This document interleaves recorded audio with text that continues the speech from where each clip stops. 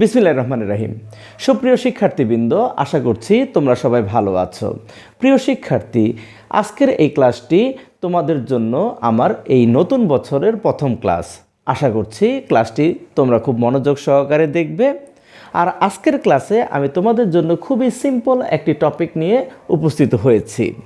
প্রিয় শিক্ষার্থী, তোমরা জানো ইংলিশ শিখতে গেলে টেন্সের কোনো বিকল্প নেই। হ্যাঁ, টেন্স যেমন শিখতে হয়, সাথে সাথে কিন্তু সেন্টেন্সও শিখতে হয়। আর ওই সেন্টেন্সের মধ্যে বা আমরা যেই সেন্টেন্স নিয়ে আলোচনা করি বা আমরা যেই সেন্টেন্সটা সম্পর্কে শিখি, সেই সেন্টেন্সের মধ্যে যেই শব্দগুলো থাকে প্রিয় শিক্ষার্থী, সেই শব্দগুলো বা ওয়ার্ডগুলোর প্রত্যেকটির কিন্তু আলাদা আলাদা অর্থ থাকে, তাই না? হ্যাঁ, আলাদা আলাদা অর্থ থাকে। সেই অর্থ অনুসারে কিন্তু আমরা ওই শব্দগুলোকে বিভিন্ন নামে ডাকতে পারি। আশা করছি প্রিয় শিক্ষার্থী বুঝতে পেরেছ যে আমি এখন তোমাদের জন্য কোন টপিকটার উপর আলোচনা করব বা তোমাদের জন্য কোন টপিক নিয়ে উপস্থিত হয়েছি। হ্যাঁ প্রিয় শিক্ষার্থী, আমি তোমাদের জন্য পার্টস অফ স্পিচের উপর ক্লাস নিয়ে উপস্থিত হয়েছি। এই ক্লাসটির শুরুতেই আমি যেই দুইটা সেন্টেন্স তোমাদের জন্য এখানে উপস্থাপন করেছি, সেই দুইটা সেন্টেন্স যদি খুব মনোযোগ সহকারে দেখো, তাহলে আশা করছি এই ক্লাসটি অনেকটাই সহজ হয়ে যাবে। দেখি আমরা। We have a farm in our village. We have a farm in our village. আশা করছি অর্থটি তোমরা বুঝতে পেরেছ যে এখানে বলছে কি, আমাদের একটি খামার আছে। কোথায় আছে? খামারটি আছে গ্রামে আছে, মানে আমাদের গ্রামে আমাদের একটি খামার আছে। তারপরে বলতেছে কি, the customers are our village people. The customers are our village people. তার মানে এখানে কি বোঝা যাচ্ছে? ক্রেতা যারা তারা হচ্ছে আমার গ্রামের মানুষ। ক্রেতা যারা তারা হচ্ছে আমাদের গ্রামের মানুষ। তাহলে এই যে দুটা সেন্টেন্স, এই দুইটা সেন্টেন্সের মধ্যে কতগুলো শব্দ দেখতে পাচ্ছি বা ওয়ার্ড দেখতে পাচ্ছি? হ্যাঁ, এই যতগুলো ওয়ার্ড বা শব্দ আমরা দেখতে পাচ্ছি প্রিয় শিক্ষার্থী, সেই ওয়ার্ড এবং শব্দগুলো যদি তুমি আলাদা আলাদাভাবে বিশ্লেষণ করো বা সেই ওয়ার্ড বা শব্দগুলো কি তা যদি তুমি জানতে পারো বা তাদের কাজ কি তা তুমি যদি জানতে পারো, তাহলে প্রিয় শিক্ষার্থী শুধু এই সেন্টেন্স কেন, তুমি যে কোনো সেন্টেন্স খুব ভালোভাবে আয়ত্ত করতে পারবে এবং ইংরেজিতে দক্ষ হয়ে উঠতে পারবে। হ্যাঁ প্রিয় শিক্ষার্থী, এখন হয়তো তোমাদের মনে প্রশ্ন জাগতেই পারে যে স্যার, ইংরেজি শিখতে গেলে তো এই পার্টস অফ স্পিচের খুব একটা প্রয়োজন পড়ে না। হ্যাঁ প্রিয় শিক্ষার্থী, ইংরেজি শিখতে গেলে এই পার্টস অফ স্পিচের যেমন খুব একটা প্রয়োজন পড়ে না, আবার এই পার্টস অফ স্পিচ সম্পর্কে যদি তুমি ভালোভাবে ধারণা না রাখো বা এই পার্টস অফ স্পিচ যদি তুমি ভালোভাবে বুঝতে না পারো, তাহলে কিন্তু প্রিয় শিক্ষার্থী তুমি ইংরেজি শিখতে পারবে না বা ইংরেজিতে দক্ষ হয়ে উঠতে পারবে না। হ্যাঁ, আর এই পার্টস অফ স্পিচ একটি বিশাল বিষয় বা টপিক, কারণ আমরা জানি একটা পার্টস অফ স্পিচ বা একটা সেন্টেন্সের মধ্যে যেই শব্দগুলো থাকে, সেই শব্দগুলোকে যদি আমি বিভিন্ন নামে ডাকি বা বিভিন্ন নাম দিয়ে উপস্থাপন করি, তাহলে 8টি নাম দিতে হয়। মানে পার্টস অফ স্পিচ হচ্ছে 8 প্রকার। আর এত প্রকার তো বিস্তারিতভাবে শেখা সম্ভব নয়। প্রিয় শিক্ষার্থী, যতটুকু শিখলে আমরা পরীক্ষায় ভালো করতে পারবো, আমরা শুধু ততটুকুই শিখব। তো চলো আমরা বাদবাকি কাজগুলো সেরে ফেলি। হ্যাঁ, পার্টস অফ স্পিচ এটা কিন্তু তোমাদের বাংলা ব্যাকরণেও আছে। বাংলা ব্যাকরণে এটা পদ প্রকরণ নামে পরিচিত, বা এটা যেই চ্যাপ্টার বা যেই লিসনে এটা দেওয়া আছে সেখানে তুমি পাবে পদ প্রকরণ। তার মানে হচ্ছে বাংলায় পদ প্রকরণ আর ইংলিশে হচ্ছে পার্টস অফ স্পিচ। তো চলো আমরা এই পার্টস অফ স্পিচ অর্থাৎ এই পার্টস অ্যান্ড স্পিচের সম্পর্কে জানি। এখন এই পার্ট অর্থ আমরা কি জানি? পার্ট হচ্ছে অংশ, তাই না? বা অংশ বিশেষ বা অংশ সমূহ। তুমি যেই নামেই ডাকো না কেন, পার্টস শব্দের অর্থ এরকম হতে পারে। আর স্পিচের শব্দের অর্থ কি? স্পিচের শব্দের অর্থ আমরা জানি কথাবার্তা,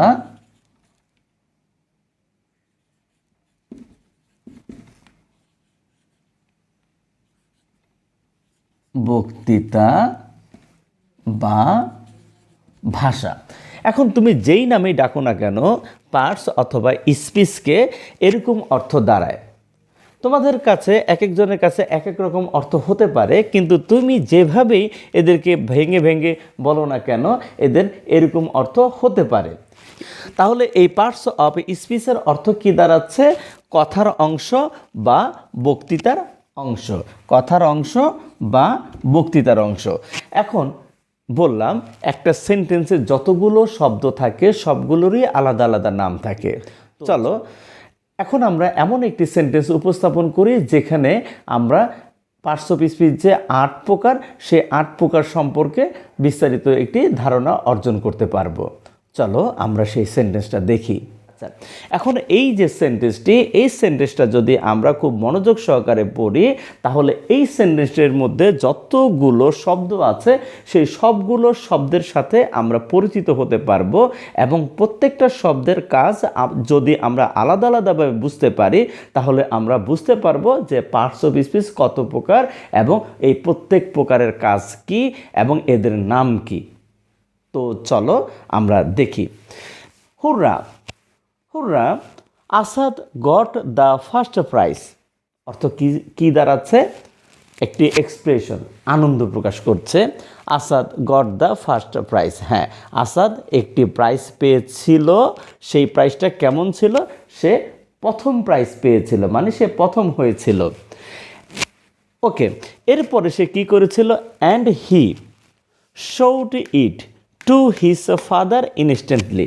এবং সে কী করেছিল? সেই প্রাইজটি কাকে দেখিয়েছিল? তার বাবাকে দেখিয়েছিল। কখন দেখিয়েছিল? সাথে সাথে দেখিয়েছিল। এই যে শব্দগুলো দেখতে পেলাম, এই শব্দগুলোর আলাদা আলাদা নাম এবং কাজ এখন আমি তোমাদের সামনে উপস্থাপন করছি।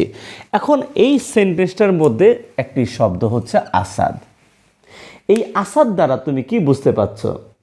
অবশ্যই একজনের নাম, তার মানে হচ্ছে এই আসাদ হচ্ছে নাউন। হ্যাঁ প্রিয় শিক্ষার্থী, যেই ওয়ার্ড দ্বারা কোনো কিছু নাম বোঝাবে সেই ওয়ার্ডটাই হবে নাউন।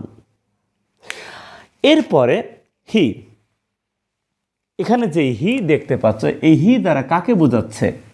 হি দ্বারা এই আসাদকে বোঝাচ্ছে। তার মানে এই আসাদ এই নামের পরিবর্তে এখানে এই শব্দটা ব্যবহার করা হয়েছে। হ্যাঁ প্রিয় শিক্ষার্থী, নামের পরিবর্তে যখন কোনো শব্দ ব্যবহার করা হবে সেই শব্দটা হবে প্রোনাউন। অর্থাৎ নাউনের পরিবর্তে যা ব্যবহার করা হয় তাই হচ্ছে প্রোনাউন। আমরা 2 প্রকার জানলাম। এরপরে দেখো এখানে কি আছে? গট, পেয়েছিল, গট পেয়েছিল। আবার আরেকটি সব ভার্ব আছে, দেখো এই যে গট, আবার এই যে শোড, এই দুইটা শব্দই হচ্ছে এখানে ভার্ব। এই দুইটা শব্দই হচ্ছে ভার্ব, কারণ এই দুইটা শব্দ দ্বারাই কাজ করা বোঝাচ্ছে। হ্যাঁ প্রিয় শিক্ষার্থী, যেই ওয়ার্ড দ্বারা কোনো কাজ করা বোঝায় তাকেই ভার্ব বলে। আশা করছি বুঝতে পেরেছ। হ্যাঁ প্রিয় শিক্ষার্থী, আমি বলেছিলাম, আশা করছি মনে আছে, যে যতটুকু না শিখলেই নয়, অবশ্যই ততটুকুই শিখতে হবে। এরপরে সে কি পুরস্কার পেয়েছিল? সে একটি পুরস্কার পেয়েছিল, প্রাইজ, ঠিক না? সে প্রাইজটা কেমন ছিল? প্রথম পুরস্কার ছিল। তার মানে কি? একটি অবস্থা বোঝাচ্ছে। হ্যাঁ প্রিয় শিক্ষার্থী, যে ওয়ার্ড দ্বারা কোনো নাউন বা প্রোনাউনের দোষ, গুণ, অবস্থান, সংখ্যা, পরিমাপ, দোষ, গুণ, অবস্থান, সংখ্যা, পরিমাপ ইত্যাদি প্রকাশ পাবে, সেই শব্দটা হবে অ্যাডজেক্টিভ। এরপর এখানে কি দেখতে পাচ্ছি?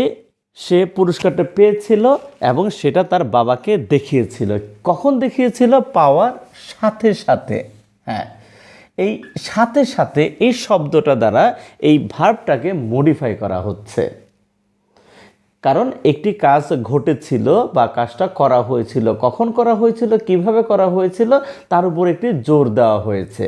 তার মানে যে সকল ওয়ার্ড কোনো ভার্বকে মডিফাই করবে সেই ওয়ার্ডটাই হবে অ্যাডভার্ব।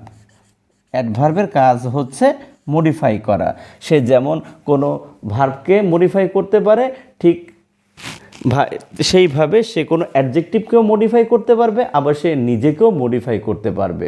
তার মানে কি, যে সকল ওয়ার্ড দ্বারা মডিফাই করা হবে সেগুলোই হবে অ্যাডভার্ব। আশা করছি বুঝতে পেরেছো। হ্যাঁ, এরপরে হচ্ছে টু। এই টু কি কাজ করেছে দেখো। এই টুটা এখন দেখো, এখানে তুমি যদি একটু ভালো করে বুঝতে পারো তাহলে বুঝতে পারবে এই টু এর কাজটা কি। টু এখানে যুক্ত করেছে, দুইটা নাউনকে যুক্ত করেছে। এখন hurrah Asad got the first prize and he showed it. সে কি দেখিয়েছে তার বাবাকে? ফার্স্ট প্রাইজ দেখিয়েছে, তাই না? এই প্রাইজের সাথে তার বাবা, হিজ ফাদার, প্রাইজের সাথে তার বাবা মানে হিজ ফাদার, এই দুইটা নাউন। অবশ্যই হিজ ফাদার একটি নাউন, কারণ এখানে কোনো ব্যক্তিকে বোঝানো হচ্ছে, হিজ ফাদার। এই যে হিজ ফাদারের সাথে ওই প্রাইজটাকে, প্রাইজ হচ্ছে একটা নাউন, এই প্রাইজের সম্পর্ক তৈরি করেছে। হ্যাঁ প্রিয় শিক্ষার্থী, এই টু হচ্ছে একটা প্রিপোজিশন। এই প্রিপোজিশনের কাজ হচ্ছে দুইটা নাউনকে যুক্ত করা। সে একটি নাউনের পূর্বে বসে সেন্টেন্সের অন্য কোনো একটা নাউনের সাথে সম্পর্ক তৈরি করবে। হ্যাঁ প্রিয় শিক্ষার্থী, যে সকল শব্দ কোনো নাউনের পূর্বে বসে সেন্টেন্সের অন্তর্গত অন্য অন্য নাউনের সাথে সম্পর্ক তৈরি করে, প্রিয় শিক্ষার্থী, তাকে কি বলে? প্রিপোজিশন। প্রিপোজিশনের কাজ হচ্ছে যুক্ত করা, একটা নাউনের সাথে আরেকটা নাউনের সম্পর্ক তৈরি করা, বা একটা নাউনের সাথে আরেকটা নাউনকে যুক্ত করা। কাজটা এই প্রিপোজিশন করে থাকে। এরপরে অ্যান্ড কি করে? অ্যান্ড হচ্ছে কনজাংশন। অ্যান্ড হচ্ছে একটা কনজাংশন। সে কি করবে? দুইটা ক্লজকে যুক্ত করবে বা দুইটা শব্দকে পরস্পরের সাথে যুক্ত করবে। আশা করছি বুঝতে পেরেছো। এই অ্যান্ড হচ্ছে একটা কনজাংশন। এই কনজাংশনের কাজ হচ্ছে যুক্ত করা। সে দুইটা সেন্টেন্সকে পরস্পরের সাথে যুক্ত করতে পারে, সে দুইটা ক্লজকে পরস্পরের সাথে যুক্ত করতে পারে, অথবা সে দুইটা নাউনকে পরস্পরের সাথে যুক্ত করতে পারে। এই কারণে এই অ্যান্ড হচ্ছে কনজাংশন। এরপর বাকি রইল হুররা, এক্সপ্রেশন। যেই সেন্টেন্স দ্বারা কোনো আকস্মিক ভাব প্রকাশ পাবে সেই সেন্টেন্সটাই হবে ইন্টারজেকশন। ইন্টারজেকশন। আশা করছি তোমরা বুঝতে পেরেছো যে ইন্টারসেকশন কাকে বলে। যে সকল শব্দ দ্বারা মনের আকস্মিক আবেগ প্রকাশ পাবে, সেটা আনন্দ হতে পারে, সেটা দুঃখ হতে পারে, সেটা খুশি হতে পারে, যাই হোক না কেন, সেই এক্সপ্রেশনটা বা অনুভূতিটা যখন কোনো ওয়ার্ডের মাধ্যমে প্রকাশ পাবে, সেই ওয়ার্ডটাই হবে ইন্টারজেকশন। ওকে প্রিয় শিক্ষার্থী, যাওয়ার আগে অবশ্যই আমাদের এই পার্টস অফ স্পিচের সংজ্ঞাটি জেনে যাওয়া উচিত। হ্যাঁ প্রিয় শিক্ষার্থী, চলো আমরা এখন এই পার্টস অফ স্পিচের ডেফিনেশনটা জানি। পার্টস অফ স্পিচ কাকে বলে? একটি বাক্যে ব্যবহার অনুযায়ী বিভিন্ন শ্রেণীর ওয়ার্ডগুলোকে পার্টস অফ স্পিচ বলে। একটি বাক্যে ব্যবহার অনুযায়ী বিভিন্ন শ্রেণীর ওয়ার্ডগুলোকে পার্টস অফ স্পিচ বলে। বোঝনি তো? যদি বুঝতে নাই পারো তাহলে আরেকটি সংজ্ঞা দিই। বাক্যে ব্যবহৃত প্রত্যেকটি অর্থবোধক শব্দকেই পার্টস অফ স্পিচ বলা হয়। ওকে প্রিয় শিক্ষার্থী, এটি ছিল এই নতুন বছরে তোমাদের জন্য আমার প্রথম ক্লাস। আশা করছি ধারাবাহিকভাবে এরপরে আমি যে ক্লাসগুলো উপস্থাপন করব তা তোমরা খুব মনোযোগ সহকারে দেখবে এবং শেখার চেষ্টা করবে। আর যদি তোমাদের কোনো কোশ্চেন থাকে তা অবশ্যই আমাকে করবে, আমি সেই অনুসারে তোমাদের জন্য সমাধানমূলক ক্লাস নেওয়ার চেষ্টা করব। তো সবাই ভালো থাকো, আল্লাহ হাফেজ।